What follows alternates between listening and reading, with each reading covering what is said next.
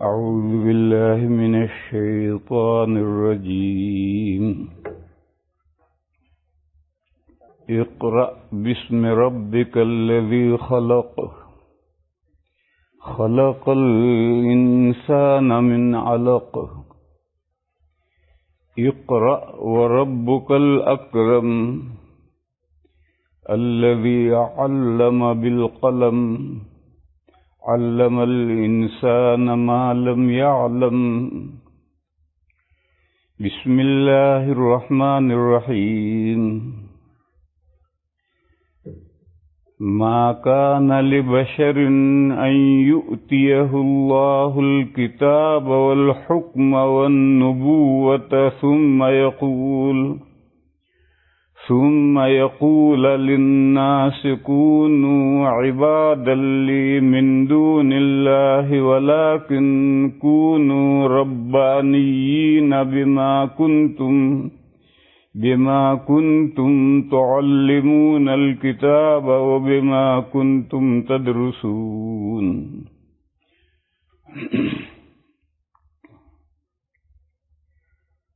بزرگوں اور بھائیوں، دنیا کی صورتحال مجھ سے زیادہ آپ حضرات جانتے ہیں.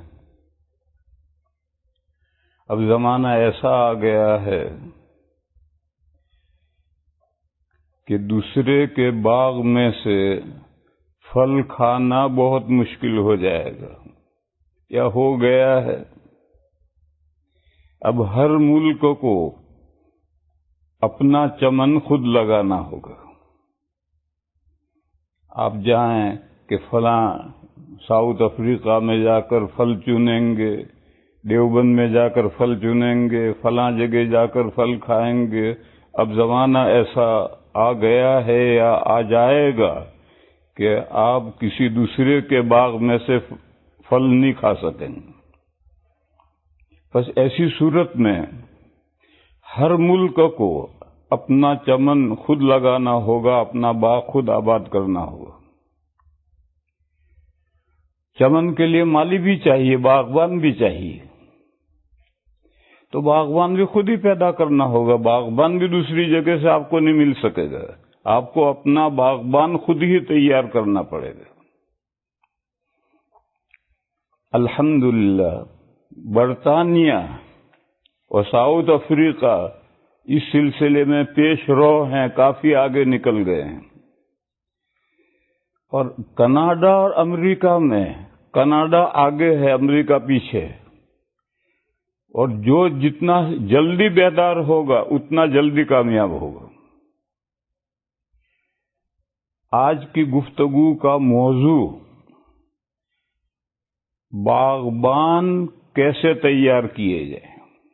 آج کی گفتگو کا موضوع ہے کیونکہ درخت باغبان کے محتاج ہیں. مالی نہیں ہوگا تو درخت کیسے پنپیں گے؟ اور درختوں کی آبیاری تو یہ باغبان ہی کرتا ہے. لہذا باغبان مالی کو کیسے تیار کیا جائے، یہ آج کی گفتگو کا موضوع ہے. بزرگوں اور بھائیوں، قرآن کریم کی 2 آیتیں میں نے پڑھی ہیں. پہلے انہیں مختصر طریقے پر سمجھ لیا جائے. پہلی آیت جو پہلی وحی ہے اور جس کے مخاطب امیین ہیں، اور پہلی وحی کا پہلا کلمہ ہے اقرأ، پڑھ. اسے پڑھنے کی اہمیت سمجھ میں آئی. پہلی وحی، مخاطب امیین، اور پہلا کلمہ اقرأ، پڑھ. میرے بھائیو، علم پڑھنے سے آتا ہے. پھر پڑھنے کے پہلی وحی میں 2 اقرا ہیں. ایک ناخواندہ کا اقرا ہے، ایک خواندہ کا اقرا ہے. پہلا اقرا ناخواندہ کا ہے. فرمایا پڑھ تیرے اس پروردگار کے نام کی مدد سے. نام کی مدد یہ بولنے کا ایک طریقہ تھا، اب وہ طریقہ رہا نہیں. دربار، اللہ کی بارگاہ میں عرض کیا. بارگاہ تو صحن کا نام ہے، جہاں رکشا سے اتر کر سامان رکھتے ہیں، وہ بار بوجھ رکھنے کی جگہ ہے. تو اتنا ہٹا کر بولا کرتے تھے بارگاہ میں. نواب صاحب کی بارگاہ میں درخواست دی، دربار میں درخواست دی. تو اسی طرح سے یہ اسم ہے، تیرے پروردگار کی مدد لے یا تیرے پروردگار کے نام کی مدد لے، ایک ہی بات ہے. تو فرمایا کہ تیرے پروردگار کے نام کے مدد لے کر پڑھ جس نے تجھے پیدا کیا ہے. اقرأ بسم ربک الذی خلق. پیدا کس سے کیا ہے؟ 7 بے جان مادوں میں تبدیلی کر کے اشرف المخلوقات انسان کو بنایا ہے. خلق الانسان من علق. یہ علق جو ہے یہ 7 مرحلوں میں سے بیچ کا مرحلہ ہے، اور ادھر کے 3 اور ادھر کے 3 سب مراد ہیں. بیچ کا مرحلہ لیا گیا ہے. انسان کو اللہ تعالی نے 7 مرحلوں میں بے جان مادے میں تصرف اور تبدیلی کر کے اشرف المخلوقات انسان بنایا ہے. پہلا مرحلہ ہے مٹی. مٹی میں سے غذائیں پیدا ہوتی ہیں، اس کو انسان کھاتا ہے تو اس کے بدن میں خون بنتا ہے. پھر وہ خون مادہ بنتا ہے. پھر مادہ ماں کے پیٹ میں پہنچتا ہے تو 40 دن کے بعد خون بستہ بنتا ہے. پھر 40 دن کے بعد بوٹی بنتا ہے. پھر 40 دن کے بعد اس گوشت کی بوٹی میں سفید دھاگے پیدا ہوتے ہیں اور بدن کی 360 ہڈیاں بن جاتی ہیں. پھر 7ویں مرحلے میں جو گوشت باقی رہ گیا اسے اللہ تعالیٰ ڈیوائیڈ کر دیتے ہیں ہڈیوں پر. یہاں گوشت کم ہے، گال پر زیادہ ہو گیا، ٹھوڑی پر کم ہو گیا، سینے پر کم ہو گیا. اور پیچھے تو 2 تربوز باندھ دیے کہ جہاں چاہو تشریف رکھو. یہ کہتے ہیں آئیے تشریف رکھیے، تو کیا رکھتے ہیں؟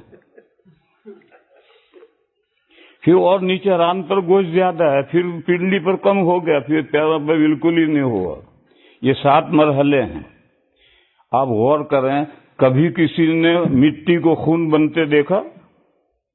کسی نے خون کو مادہ بنتے دیکھا؟ کسی نے مادے کو خون بستہ کلیجی بنتے دیکھا؟ کسی نے کلیجی کو گوشت کی بوٹی بنتے دیکھا؟ اور گوشت کی بوٹی میں کبھی کسی نے ہڈیاں بنتے دیکھی؟ یہ سب بے جان مادے ہیں. 7 مرحلوں میں اللہ گزارتے ہیں. پھر جب 7 مرحلے پورے ہو جاتے ہیں، ثم انشأناہ خلقا آخر فتبارک اللہ احسن الخالقین. اشرف المخلوقات انسان بن گیا. تو کہا تیرا وہ پروردگار جس نے تجھے علق سے پیدا کیا ہے، خون بستہ سے پیدا کیا ہے، اس کے نام کی مدد لے کر پڑھ. جب وہ ان بے جان مادے کو 7 مرحلوں میں گزار کر کے اشرف المخلوقات انسان بنا سکتا ہے جو ہستی، کیا وہ ناخواندہ کو خاندانی بنا سکتی؟ اس کے نام کی مدد لے کر پڑھ تو اقرأ بسم ربک الذی خلق خلق الانسان من علق.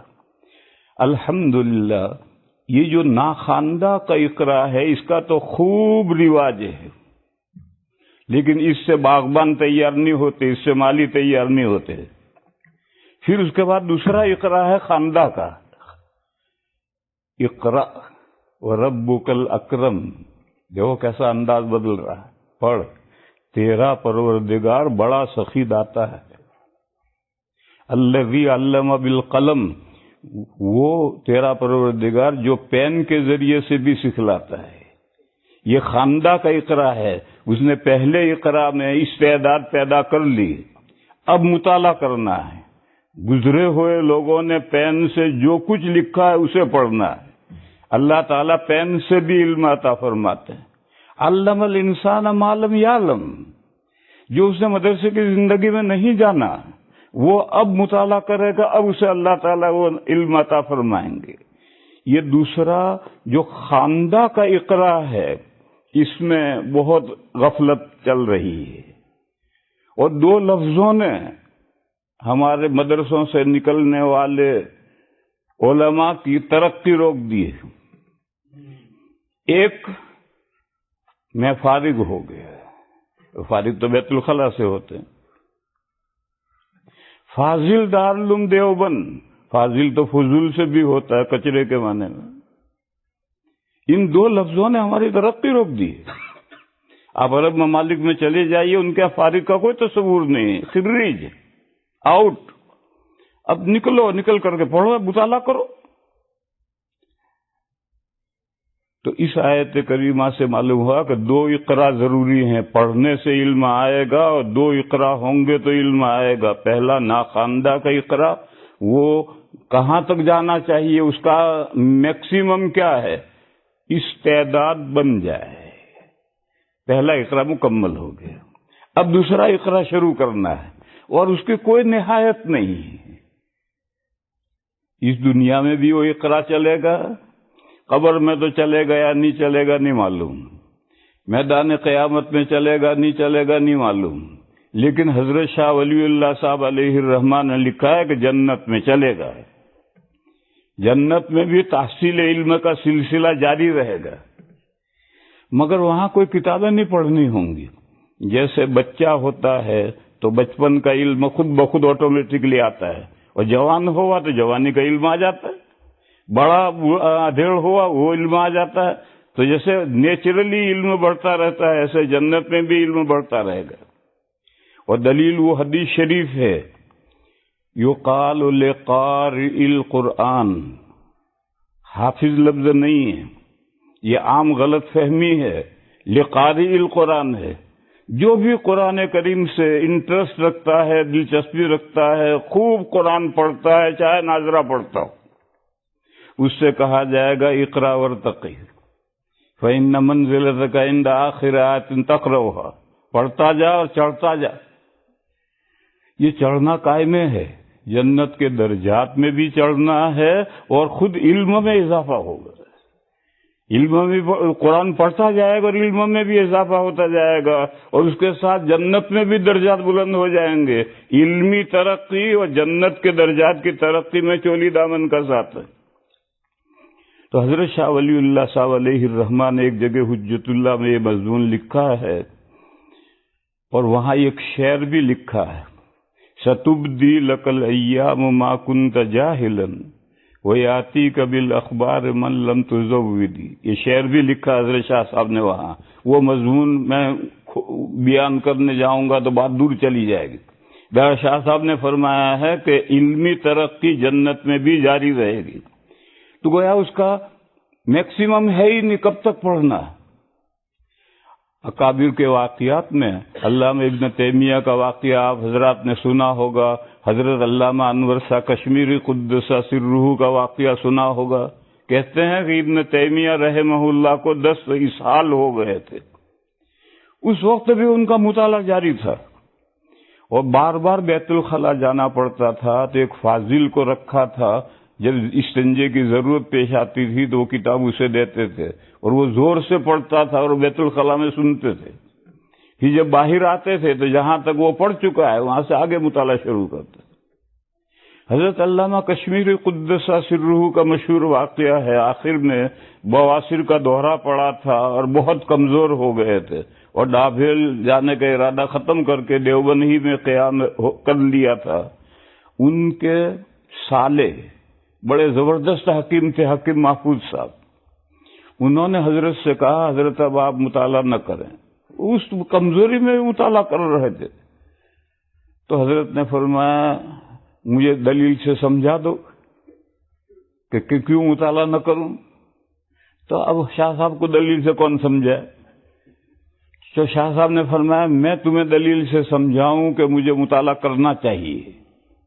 دیکھو تمہاری طب میں، ڈاکٹری میں یہ ہے کہ مریض کو ذہنی راحت ملنی چاہیے، ایسا ماحول ہونا چاہیے کہ جی حضرت ہے یہ۔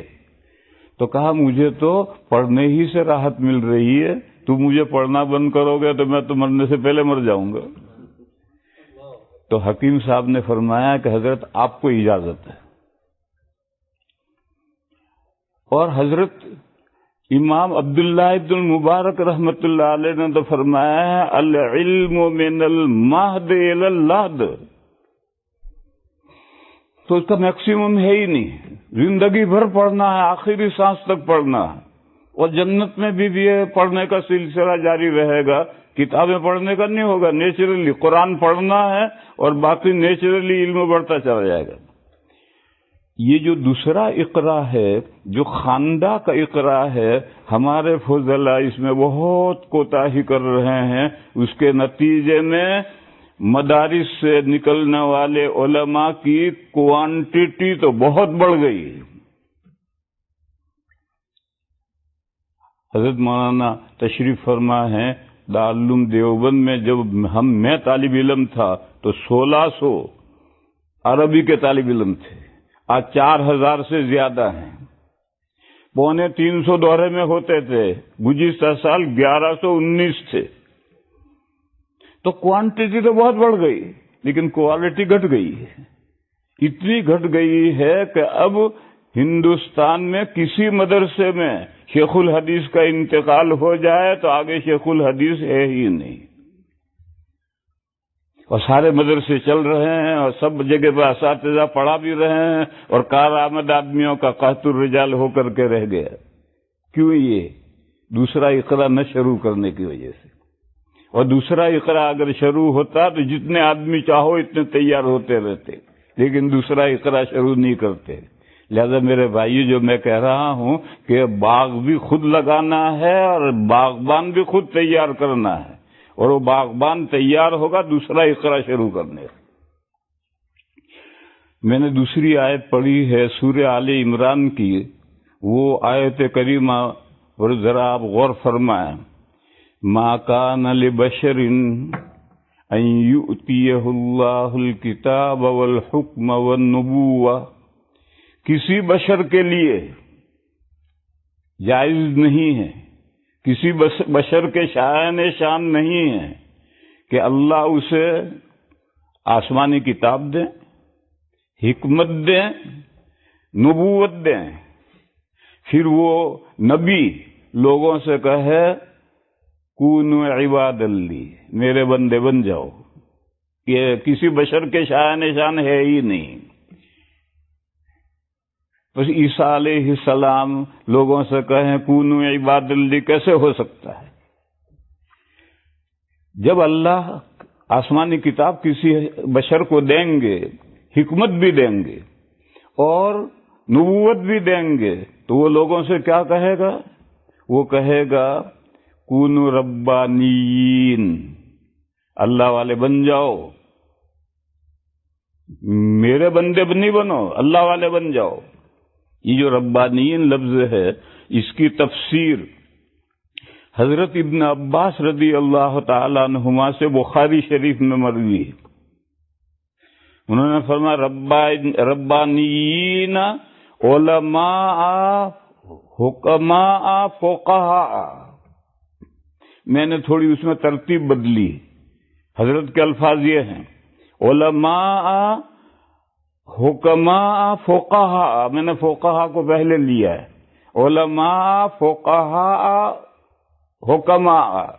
ابن عباس نے فرمایا کہ ربانیین کا مطلب یہ ہے کہ علماء بنو، فقہاء بنو اور حکماء بنو. یہ کہے گا اپنی امت سے. علماء کسے کہتے ہیں؟ جو مسئلہ جانتا ہو. فقیہ کسے کہتے ہیں؟ جو مسئلے کی دلیل جانتا ہو. حکیم کسے کہتے ہیں؟ جو حکم کی علت جانتا ہو. مسئلہ یہ ہے، دلیل اس کی یہ ہے، اور بنائے حکم یہ ہے. بنائے حکم علت جانتا ہو کہ کس علت کی وجہ سے یہ حکم ہے. یہ آخری درجہ ہے. پہلا درجہ تو علماء ہے، دوسرا درجہ ہے فقہاء، اور آخری درجہ جو ہے وہ تو کبریت احمر ہے. بہت مشکل ہے. آدمی زیادہ سے زیادہ فقہاء تک پہنچتا ہے. قرآن پاک میں ہے وَمَا كَانَ الْمُؤْمِنُونَ لِيَنْفِرُوا كَافَّةً فَلَوْلَا نَفَرَ مِنْ كُلِّ فِرْقَةٍ مِّنْهُمْ طَائِفَةٌ لِيَتَفَقَّهُوا فِي الدِّينِ. یہ تفقہ یہ اختیاری مرحلہ آخری ہے. عالم بننا بھی اختیاری ہے، کسبی ہے، اور فقیہ بننا بھی اختیاری ہے، کسبی ہے. مسئلہ جان لینا، محنت کر کے پڑھو، مسئلہ معلوم ہو جائے گا. اور مسئلے کی دلیل وہ بھی پڑھو، کتابوں میں سب دلائل لکھے ہیں. لیکن جو آگے حکم ہے اس کے لیے ارشاد پاک ہے یؤتی الحکمۃ من یشاء، یؤتی الحکمۃ من یشاء ومن یؤت الحکمۃ فقد اوتی خیرا کثیرا وما یذکر الا اولو الالباب. اللہ جس کو چاہتے ہیں حکمت دیتے ہیں، کسبی نہیں ہے، وہابی ہے. اور جس کو حکمت مل گئی اس کی 5 انگلیاں گھی میں ہیں، وارے نہیں آ رہے. تو یہ تو وہابی ہے. جس کو اللہ تعالیٰ دے دیں، بخش دیں، اس کو ملتا ہے. باقی عالم بننا اور فقیہ بننا یہ اختیاری ہے، کسبی ہے. تو پہلا مرتبہ ہے مسئلہ جاننا. مسئلہ جان لیا، اب اس کی دلیل جانو، اب فقیہ بن گئے. اور اب بنائے حکم، علت کہ کس علت کی وجہ سے یہ حکم مسئلہ ہے، اس کو جاننے کا نام حکیم بننا ہے. تو نبی امت سے یہ کہے گا وَلَٰكِن كُونُوا رَبَّانِيِّينَ، یہ نہیں مجھے سمجھانا، آگے غور کرو. بِمَا كُنتُمْ تُعَلِّمُونَ الْكِتَابَ وَبِمَا كُنتُمْ تَدْرُسُونَ. ربانیین بننے کے لیے، علماء بننے کے لیے، فقہا بننے کے لیے، حکما بننے کے لیے 2 چیزیں ضروری ہیں. پڑھاؤ اور پڑھو. بما کنتم تعلمون الکتاب، پڑھاؤ. وبما کنتم تدرسون، پڑھو. آج کل اساتذہ ہمارے پڑھاتے ہیں، پڑھتے نہیں. اور یہ بات بالکل میں تجربے کی بات بتلاتا ہوں. 100 سال بھی پڑھاتے رہو گے علم نہیں آئے گا. علم پڑھانے کے ساتھ پڑھنے سے علم آتا ہے، بغیر پڑھے علم نہیں آتا. بما کنتم تعلمون الکتاب، یہ تو پڑھانا ہے. وتدرسون، یہ پڑھنا ہے. میں جب دیوبند سے مدرس ہو کر رامدیر کے لیے چلا تو حضرت الاستاذ علامہ بلیاوی قدس سرہ کا میں خادم تھا، اور سر میں تیل رکھا کرتا تھا. تو عشاء کے بعد میں نے تیل رکھا. میں نے جب فارغ ہوا تو میں نے کہا حضرت مجھے صبح کی پہلی گاڑی سے جانا ہے، 5 بجے کے پیسنجر سے، مجھے کوئی نصیحت فرما دیجیے. کمل صاحب صبح آئیو. خیر میں 4:30 بجے پہنچا. میں نے دروازہ کھٹکھٹایا تو بس ذرا ہی دیر میں حضرت تشریف لے آئے. بیداری تھے. معانقہ فرمایا اور فرمایا مول صاحب فن دیکھ کر پڑھانا علم آئے گا. فن دیکھ کر پڑھانا، کتاب دیکھ کر مت پڑھانا. کتاب کے متعلقات دیکھ کر مت پڑھانا. کتاب کے متعلقات دیکھ کر پڑھاؤ گے علم نہیں آئے گا. فن دیکھ کر پڑھانا، علم آئے گا. اور فرمایا کہ طلباء کو اپنی اولاد سمجھنا. طلباء تم سے محبت کریں گے. اور فرمایا کہ سنت کی پیروی کرنا، لوگوں کی نظر میں تمہاری قدر بڑھے گی. یہ 3 نصیحتیں حضرت نے مجھے کی تھی. اس دوسری 2 کو تو رہنے دو. پہلی اصل تھی کہ فن دیکھ کر پڑھانا، علم آئے گا. اگر کتاب کے متعلقات دیکھ کر پڑھاتے رہے علم نہیں آئے گا. فن دیکھ کر پڑھاؤ گے تو علم آئے گا. فن کیسے دیکھنا ہے؟ فن مثلا میں قدری پڑھا رہا ہوں، باب المرابحہ پڑھا رہا ہوں، تو نیچے تعلیم الاسلام تک تمام کتابوں میں باب المراحہ دیکھ لینا مجھے، اور اوپر شامی بدائے تک باب المرابحہ دیکھ لینا. اب یہ پورا فن پڑھا. نیچے تعلیم الاسلام تک کیوں دیکھنا ہے؟ بعض مرتبہ مسئلے کی شاندار تعبیر بہشتی زیور میں ہوتی ہے، تعلیم الاسلام میں ہوتی ہے، وہ تعبیر نیا مدرس نہیں کر سکتا. اور بعض مرتبہ قدوری کی شرحوں میں مسئلے کی پوری حقیقت نہیں سمجھ میں آتی، شام بدائے دیکھو تو سمجھ میں آتی ہے. تو پورا فن دیکھنے کا طریقہ یہ ہے. یہاں رک کر ایک بات سمجھاؤں میں. خواندہ کا اقرا یعنی اساتذہ کے پڑھنے میں 3 چیزیں ہیں. اگر 3 چیزیں جمع ہوں گی تو وہ پڑھنا ہے، اور اگر 3 چیزیں جمع نہیں ہیں تو پھر وہ ورق گردانی ہے. ایک پورا فن پڑھ لینا نیچے تعلیم الاسلام تک، اوپر بدائے اور شامی تک. پھر دوسری چیز ہے تجمیع، جہاں جہاں کام کی بات ملے کاپی میں لکھ لو یا کتاب میں ورق رکھ کر کے وہ بات وہاں سے نقل کر لو، بے نقل کرو یا خلاصہ نقل کرو. اس کا ایک بڑا فائدہ یہ کہ تصنیف کا سلیقہ آ جاتا ہے. بے ہی نقل کرنے سے بھی اور خلاصہ نقل کرنے سے بھی تصنیف کا سلیقہ آ جاتا ہے. کیونکہ اگر آپ نے نہیں نقل کیا اور ادھر بھی یہ پڑھ لیا ادھر بھی یہ پڑھ لیا، اب کوئی ہر سال تو سب نہیں پڑھ سکتے، 1-2 سال ہی تو سب پڑھیں گے. اب ایک بہترین کارآمد بات پڑھی تھی، کہاں گئی معلوم نہیں کہاں پڑھی تھی. ایک مثال ہے بہت بری. لنگور مکئی کے کھیت میں گھسا، ایک شاندار بھٹا نظر آیا، توڑ کر کے بغل میں دبایا گیا، پھر آگے بڑھا. دوسرا بھٹا شاندار نظر آیا، وہ بھی توڑ کر بغل میں دبایا، آگے بڑھا. 10 بھٹے توڑ کر جب ادھر نکلا تو بغل میں ایک بھی نہیں.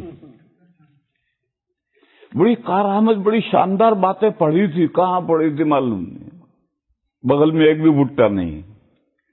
لہذا وہ فن دیکھو اور فن دیکھ کر کے تجمیع کرو. جہاں جہاں کارآمد باتیں ہیں اس کو کتاب میں ورق رکھ کر کے یا الگ کاپی رکھ کر کے اس میں نقل کرو.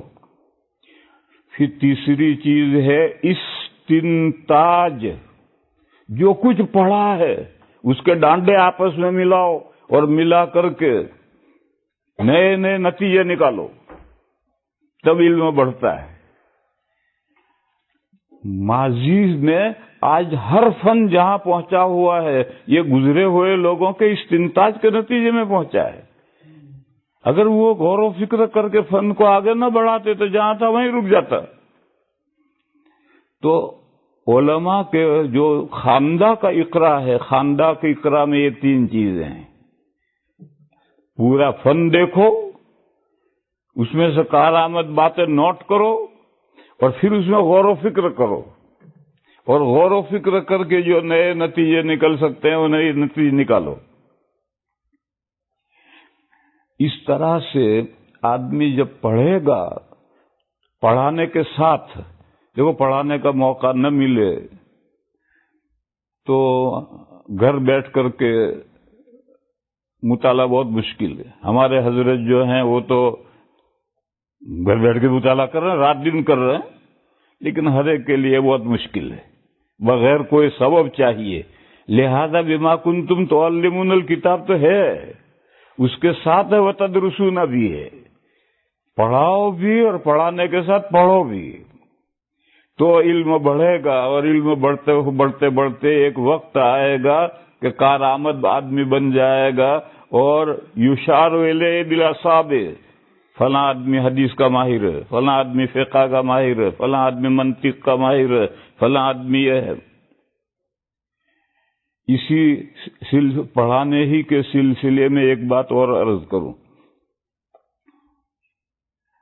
ہم پڑھاتے تو ہیں مگر جو کتاب ہم نے پڑھائی ہے وہ خود مدرس کو یاد نہیں ہوتی.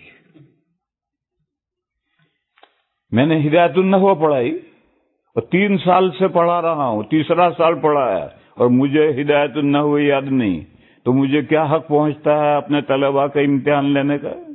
وہ تو بیچارہ پہلے سال میں پڑھ رہا اور میں تو 3 سال پڑھا چکا، اب بھی مجھے یاد نہیں، تو مجھے اس کا امتحان لینے کا کیا حق پہنچتا ہے؟ لہذا جو کتاب پڑھاؤ اسے خود یاد کرو. یہ بھی پڑھنے میں داخل ہے، اگر اس کو یاد نہیں کیا تو وقت ضائع کیا.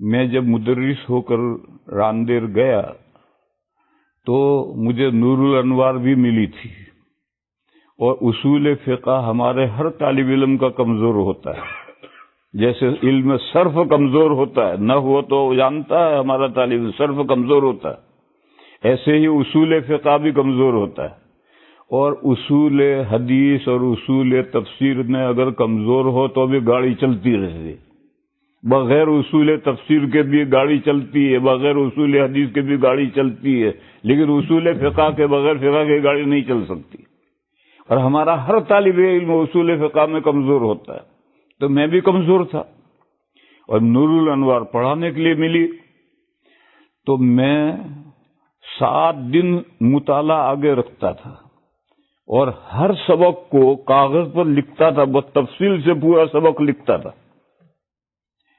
پھر اس کا ایک چھوٹا پرچہ بناتا تھا، اس کا خلاصہ رکھتا تھا، اور وہ جیب میں رکھتا تھا، اور مسجد میں آتے جاتے چلتے پھرتے وہی مضمون گھماتا تھا، اور اس کو بار بار پرچہ نکال کر دیکھ کر یاد کرتا تھا۔ پھر جب وہ سبق میں نے پڑھا دیا تو اب یہ پرچے جمع کر لیتا تھا، اور ہر جمعرات کو پچھلے سارے پرچے دوبارہ پڑھتا تھا۔ یہ محنت کوئی طلبہ کے لیے نہیں کرتا تھا، میں وہ تو اپنے لیے کرتا تھا۔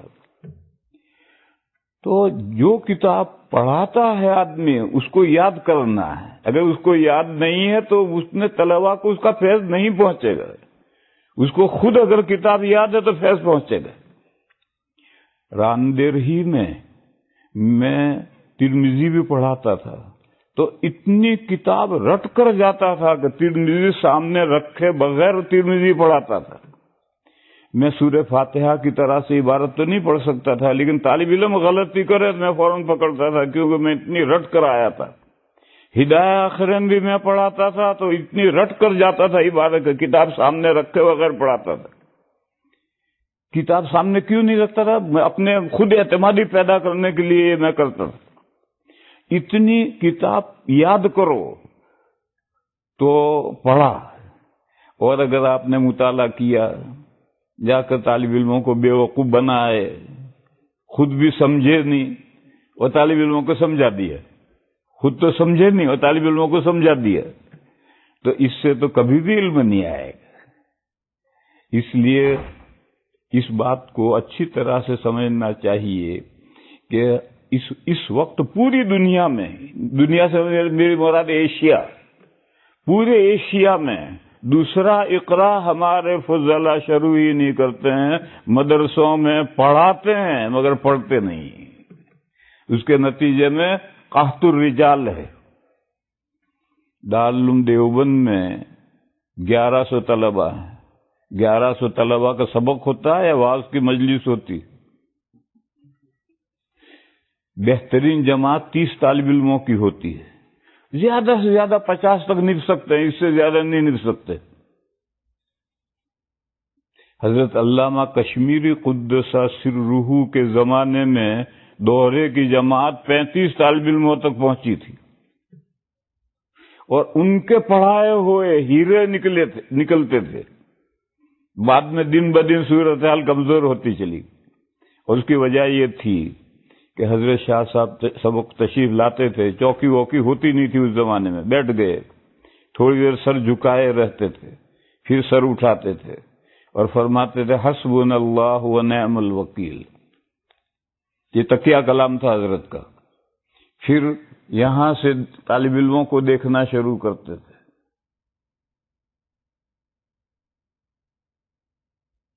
اس پر نظر جم گئی، اس کو عبارت پڑھنی،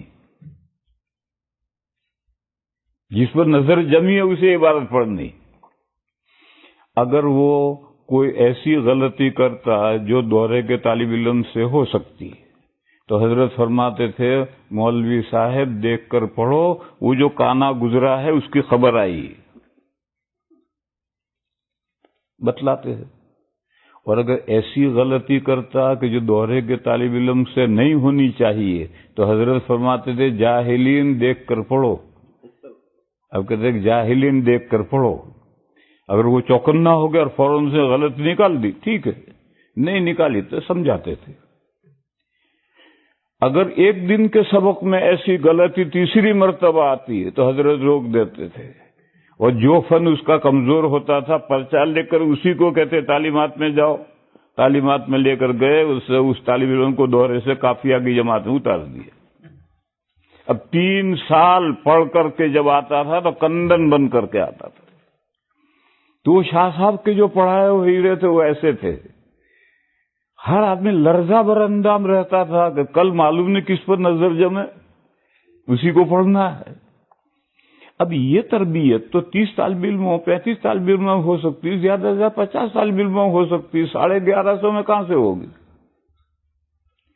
لیکن یہ صورتحال ہے کیوں؟ دارالعلوم میں انقلاب آئے 30-32 سال ہو گئے، 32 سال سے دارالعلوم اولیاء کے اساتذہ ڈھونڈ رہا ہے، ملک میں اساتذہ ہیں۔ 32 سال سے دارالعلوم مفتی ڈھونڈ رہا ہے، ملک میں مفتی نہیں۔ کچھ مفتی ہیں اپنی جگہ پر رکے ہوئے ہیں، آتے نہیں ہیں، باقی کوئی مفتی ہی نہیں۔ اساتذہ ہی نہیں ہے۔ دوہرے کے 1100 کے لیے 22 ٹکڑے کرنے پڑے ہیں، اور ہر ٹکڑا پڑھانے کے لیے 3 محدث چاہیے، تو 66 محدث تو دوہرا پڑھانے کے لیے چاہیے۔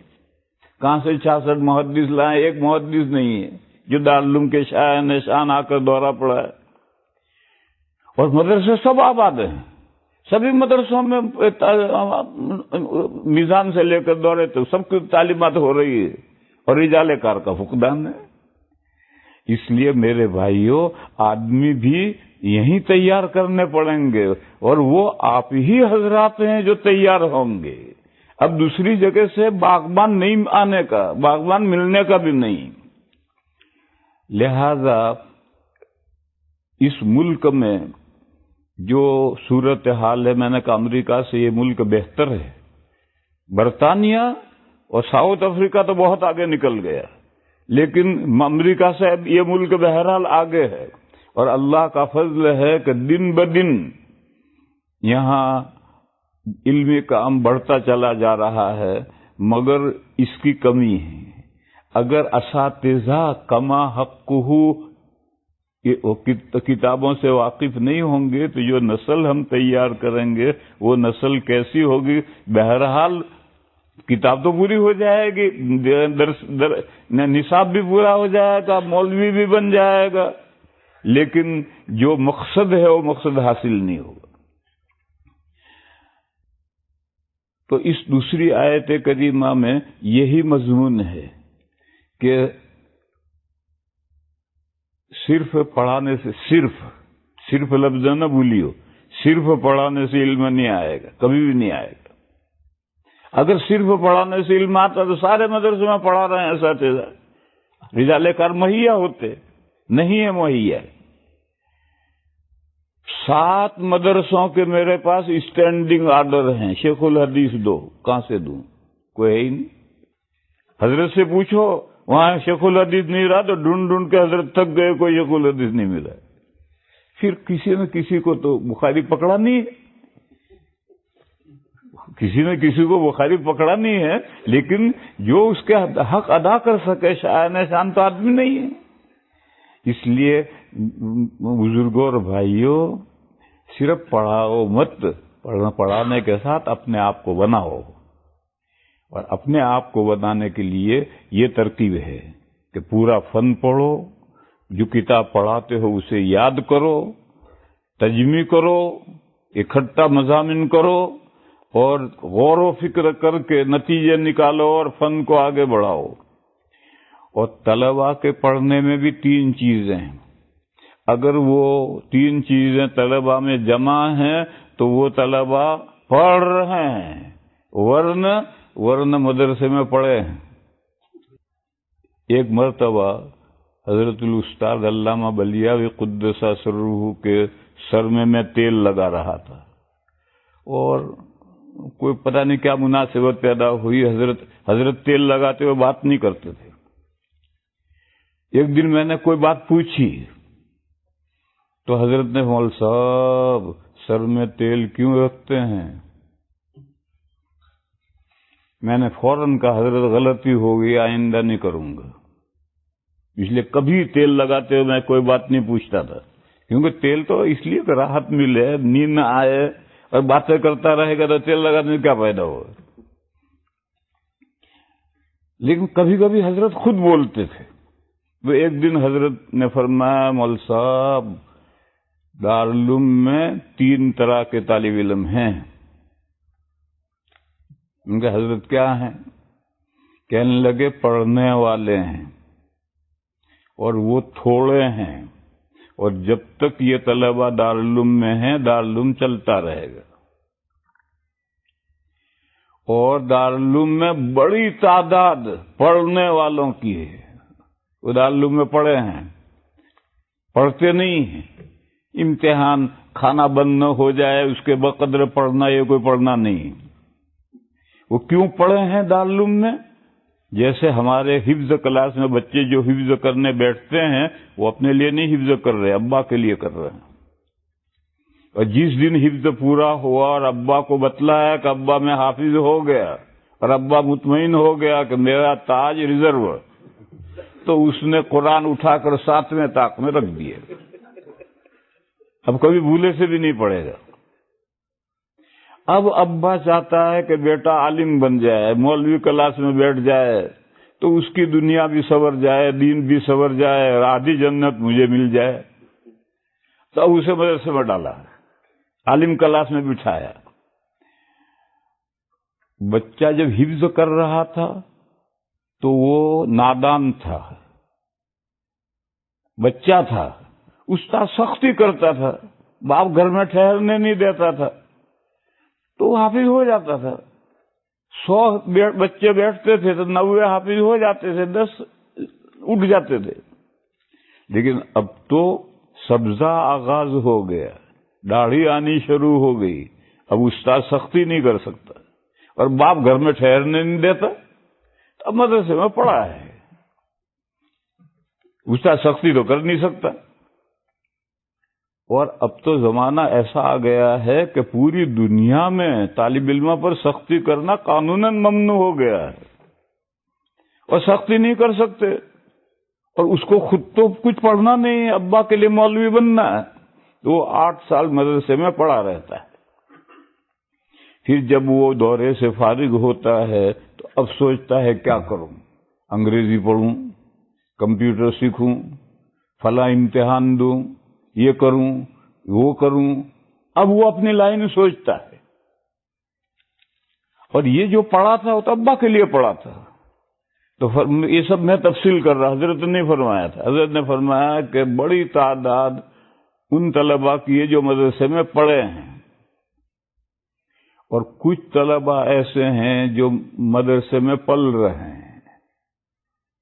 بہار وغیرہ کے غریب بچے ہوتے ہیں، ماں باپ نے سوچا ڈالو مدرسے میں، زکوٰۃ کی روٹی کھائے گا پلے گا، ان کے ماں باپ کو بھی کچھ نہیں پڑی پڑھنے سے، تو فرمایا طلباء 3 قسم کے ہیں، پڑھنے والے یہ تھوڑے ہیں، اور جب تک یہ ہیں دارالعلوم چلتا رہے گا، اور بڑی تعداد پڑھنے والوں کی ہے اور تھوڑے سے پلنے والے ہیں۔ جب حضرت نے یہ بات فرمائی تو پھر میں نے کہا حضرت اساتذہ بھی 3 قسم کے، تو ایک دم چونکے حضرت، کہنے لگے کیا ہیں؟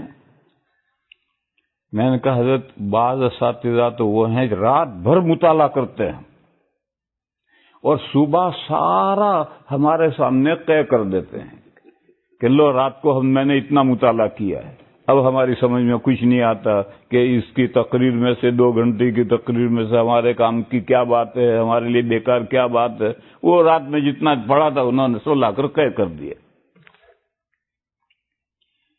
اور میں نے کہا کہ دوسرے وہ اساتذہ، یہ اصل سمجھنے کی ہے، میں نے کہا دوسرے وہ اساتذہ ہیں جو خوب مطالعہ کرتے ہیں یا سوچتے ہیں، اور ہمارے کام کی جتنی بات ہے وہ ہمیں لا کر دے دیتے ہیں، باقی اپنے یہاں ڈسٹ بن میں ڈال کے چلے آتے ہیں، تو اب ہمارے لیے ہمارے کام کی بات ملی۔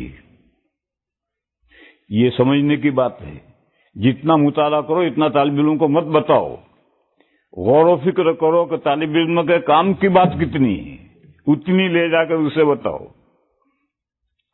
اور میں نے کہا کہ تیسرے وہ اساتذہ ہیں جو سبق میں آتے ہیں مطالعہ کیے بغیر آتے ہیں اور ناک کی ڈنڈی پر چشمہ ٹکاتے ہیں، اور جب طالب علم عبارت پڑھتا ہے تو یوں حاشیہ دیکھتے ہیں، وہ عبارت پڑھ رہا اونधी سیدھی اور وہ حاشیہ دیکھ رہے ہیں، جب عبارت پوری ہوئی تو چشمہ ٹھیک کر کے ایک دھواں دار تقریر کر دیتے ہیں، چاہے وہ کتاب سے منطبق ہو یا نہ ہو۔ اور کوئی طالب علم اگر کچھ بولے تو فوراً کہتے ہیں من ادعا غیر ذالک فعلیہ البیان فی ھذا المیدان الی شہر شعبان۔ اب اتنی دھوس بٹھاتے ہیں کہ بیچارہ آگے کچھ بول نہیں سکتا۔ تو حضرت نے فرمایا کون ہے؟ میں نے کہا حضرت یہ نہ پوچھیے، آپ صدر المدرسین۔ وہ بہت ذہین تھے، سب سمجھتے تھے، میرا اشارہ کن کی طرف تھا وہ سب سمجھتے تھے، لیکن میں نے کہا حضرت آپ یہ مجھے نہ پوچھیں، آپ صدر المدرسین ہیں۔ اس قصے میں مجھے یہ سمجھانا ہے کہ استاد کتاب حل کرے اور کتاب حل کر کے طالب علم کے مفاد کی جتنی بات ہے وہ جا کر اسے پکڑا دے۔ پھر استاد کو کتاب یاد ہے یا فن یاد ہے تو اس کا فائدہ کیا ہوگا؟ فائدہ یہ ہوگا کہ موقع موقع سے وہ فن کی تجدید کر سکے گا۔ مثلا نحو یاد ہے، ایک لفظ ہے عربی کیا ہے کہ یہ کانا کی خبر ہے، کانا کی خبر کا کیا اعراب ہے، وہ فٹ سے بتائے گا، 2-4 مرتبہ پوچھ لو، اسے زندگی بھر کے لیے یاد ہوگے۔ اور اگر استاد کوئی نہیں معلوم کہ کانا کی خبر کا کیا اعراب ہے تو کیا پوچھے گا وہ؟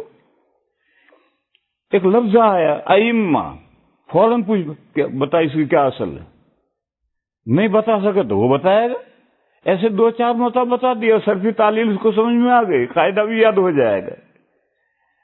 اور اگر استاد کو ہی کتاب یاد، فن یاد نہیں ہے تو وہ کیا سوال کرے گا اور کیا اجرا کرے گا؟ فن کا کیسے اجرا ہوگا؟ اجرا کرنے کے لیے ضروری ہے کہ استاد صاحب فن ہو، اس کو فن پورا یاد ہو۔ خیر بات پھیل گئی، میں تو آپ حضرات کی خدمت میں یہ عرض کرنا چاہتا ہوں کہ یہاں پیش رفت ہو رہی ہے مدارس عربیہ کے بارے میں الحمدللہ، مگر اس پیش رفت کے لیے آپ کو اپنی ذات کو بھی آگے بڑھانا ہے، کیونکہ مالی اب دوسری جگہ سے نہیں آئے گا، آپ کو ہی مالی بننا ہے، باغبان بننا ہے، اور اس کے لیے یہ محنت آپ کو کرنی ہوگی۔ اور یہ تو مشہور جملہ ہے جو آپ حضرات جانتے ہیں کہ علم اپنا تھوڑا سا اس وقت تک نہیں دیتا جب تک آدمی اپنا سارا اسے نہ دے دے۔ اور شیخ سعدی تو کہتے ہیں کہ علم کے پیچھے شمع کی طرح پگھلو، اے علم چوں شمع باید گداخت۔ تو دوسرے غیر ضروری مشاغل کے ساتھ علم اپنا حصہ اپنا کوئی تھوڑا سا بھی دینے کے لیے تیار نہیں ہے، اپنے آپ کو سارا علم کو دے دو تب تھوڑا سا علم آئے گا۔ علم بہت خوددار ہے۔ یہاں اساتذہ ایک سوال کرتے ہیں، وہ کہتے ہیں مدرسے والے ہمیں آگے ترقی نہیں دیتے، کیسے ہم مطالعہ کریں؟ قدری میں لٹکا رکھا ہے، 10 سال سے قدری پڑھا رہا ہوں۔ تو میں ان سے کہتا ہوں ایک بندہ ہے، اس کے پاس ایک شاندار عطر ہے شیشی میں، اسے نکال کر کے ٹیبل کے نیچے ذرا لگایا، تھوڑی دیر میں پوری مجلس مہک گئی، ہر ایک پوچھا ارے کس نے عطر لگایا، بڑا شاندار عطر۔ اور ایک دوسرا ہے، اس کے جیب میں بھی شیشی ہے عطر کی، لیکن اس میں عطر نہیں ہے، پانی سے دھو بھی رکھی ہے، وہ نکال کر کے سب کے سامنے ٹھپ ٹھپ کر رہا ہے۔ تو کوئی بھی نہیں پوچھے گا کون سا عطر ہے۔ تو میں کہتا ہوں تیری شیشے میں کچھ ہے تو مہکا۔ دنیا تو آدمیوں کے لیے بےتاب ہے، پریشان ہے، قحط الرجال ہے۔ تیری شیشی میں کچھ ہو تو تجھے آگے بڑھائے ماتم، تیری شیشی میں کچھ نہ ہو تو کیا بڑھائے تجھے آگے؟ پھر ایک اساتذہ ایک سوال اور کرتے ہیں، مدرسے والے ہمیں تنخواہ ہی اتنی کم دیتے ہیں کہ ہم کیا محنت کریں؟ تو میں ان سے کہتا ہوں دیکھ بھئی، تنخواہ بینک بیلنس بنانے کے لیے تو ہے نہیں، وہ تو ہے تنخواہ، باڈی کی ڈیمانڈ تنخواہ، باڈی کی ڈیمانڈ یہ ہے اس کا۔ اور پیسہ کیا کام کرتا ہے؟ 3 کام کرتا ہے۔ آدمی اچھا کھا لے گا، اچھا پہن لے گا، اور سیٹھ صاحب کے جیب میں پیسے بھرے ہیں تو لوگ سلام ماریں گے، سیٹھ صاحب سلام، سیٹھ صاحب سلام۔ سیٹھ صاحب کسی کو ایک پیسہ بھی نہیں دیں گے، مگر لوگ سلام ماریں گے کیونکہ سیٹھ صاحب کا جیب بھرا ہوا۔ یہ 3 کام کرتا ہے پیسہ، اچھا کھا پی لے گا، اچھا پہن لے گا، اور لوگ اس کی قدر کریں گے۔ مولوی کو چاہے کتنا ہی کم ملتا ہو، اور کم کیوں ملتا ہے؟ وہ اللہ میاں کے یہاں سے 2000 اور 3000 کے بیچ کا فگر لکھوا کر آیا ہے۔ ہر ملک میں اتنا ہی ہے، 2000 اور 3000 کے بیچ میں ہی ملے گا۔ لیکن بہرحال جو کچھ بھی ملے گا، گاؤں میں سب سے خوش لباس آپ کو مولوی ملے گا، چاہے موٹا قیمت معمولی ہو، کھدر کا کپڑا ہو، موٹا جھوٹا ہو، لیکن خوش لباس آپ کو مولوی ملے گا۔ اور مولوی کا پیٹ مرغی کا قبرستان۔ اور اگر مولوی اپنی وضع میں ہو تو گاؤں کا ہندو تک سلام مارے گا، باپو سلام، باپو سلام۔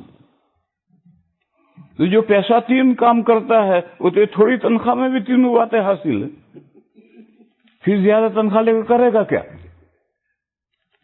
اور میرے بھائیوں سنو، یہ تو ملت کا احسان ہے کہ وہ 2-3 ہزار دیتی ہے، اگر نہ دیتی تو بھی ہمارا فریضہ تھا کہ ہم دین کا کام کرتے، ہمارا فریضہ تھا۔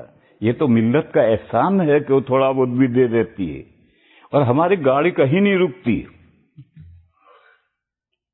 مجھے دوستوں نے بتلایا، نام میں نہیں جانتا کسی کا، فلاں مدرس ہے، امام ہے، اس کے پاس 50,000 کی گاڑی ہے، فلاں امام ہے، اس کے پاس 50,000 کی گاڑی ہے، فلاں امام، گاڑی کا نام بھی لیا تھا میں، وہ نام بھی نہیں جانتا، فلاں امام ہے۔ اب اماموں کو تو 2,000-3,000 ملتے ہیں اور 50,000 کی گاڑی ہے اس کے پاس، تو کہاں سے آئی؟ کوئی بینک تھوڑی لوٹی اس نے، اللہ نے دی۔ تو اللہ کے یہاں دینے کے تو بہت سے راستے ہیں، اللہ سے مانگو تو صحیح۔ محتمم سے کیوں مانگتے ہو؟ متولی سے کیوں مانگتے ہو؟ اللہ سے کیوں نہیں مانگتے؟ اللہ کے یہاں تو بے شمار راستے ہیں دینے کے۔ تو ملت جو کچھ دے رہی ہے یہ بھی ملت کا احسان ہے، ورنہ تو ہمارا فرض منصبی تھا، ہم نے دین پڑھا ہی اس لیے ہے کہ ہم ملت کی خدمت کرتے، علم کی خدمت کرتے، اور کسی کی گاڑی رکتی نہیں ہے۔ اللہ تعالیٰ تمام آسائشیں ہمارے لیے مہیا کر رہے ہیں۔ اس لیے میں کہتا ہوں کہ تمہارا اعتراض یہ بھی غلط ہے۔ بہرحال آج کی گفتگو میں صرف یہ کہنا ہے، میرے بھائیوں اپنے آپ کو بناؤ۔ آپ بن جائیں گے تو آپ کے طلبہ بنیں گے، اور آپ نہیں بنیں گے تو آپ کے طلبہ کہاں سے بنیں گے؟ وآخر دعوانا ان الحمدللہ رب العالمین۔ سبحان اللہ۔ جی اچھا، کیا فرما؟ ایک حضرت تشریف لائے ترکے سر، تو میں نے مہمان خانے میں حضرت سے یہ درخواست کی، میں نے کہ حضرت ہمیں حدیث شریف کے استاد کی ضرورت ہے، آپ کے علم میں کوئی ہو جو حدیث شریف میں اچھا علم رکھتے ہو۔ تو حضرت مفتی صاحب تو ایسا سر جھکا کر تشریف رکھے تھے، سر اٹھایا اور ان کا مولوی صاحب انور شاہ کشمیری اور شبیر احمد عثمانی کو ہم قبر سے نہیں لا سکتے، یہ جملہ کا۔ اب تو آپ کو خود انور شاہ بنانے پڑیں گے، شبیر احمد بنانے پڑیں گے، ایک بات۔ دوسری بات حضرت نے فرمائی کہ آپ حضرات جو کہتے ہیں کہ وہاں سے فلانے مدرسے سے کوئی مدرس اگر وہ مخلص ہے، جس جگہ وہ پڑھا رہا ہے، تو آپ یہاں گجرات میں تنخواہ کے لیے وہ نہیں آئے گا، اخلاص۔ اور اگر وہ آ رہا ہے تو فی ہے معافی، یہ حضرت مفتی صاحب کے جملہ تھا۔ اور قدرتی طور پر ایسا ہوا کہ ہمارے علاقے کے ایک مدرسے میں ایک مدرس کو بلائے بخاری شریف کے لیے، تو آئے کہ بھائی فلانی جگہ پڑھاتے تھے، بخاری کے استاد ہیں۔ 1 سال بھی نہیں گزرا اور کچھ ایسے احوال پیش آئے کہ ان کو سلام کر دینے پڑے کہ وہ تشریف لے جایا، تو مفتی صاحب کا جملہ یاد آیا، وہ فی ہے معافی والا۔ تو اس لیے تو صحیح بات فرمائی آپ نے کہ خود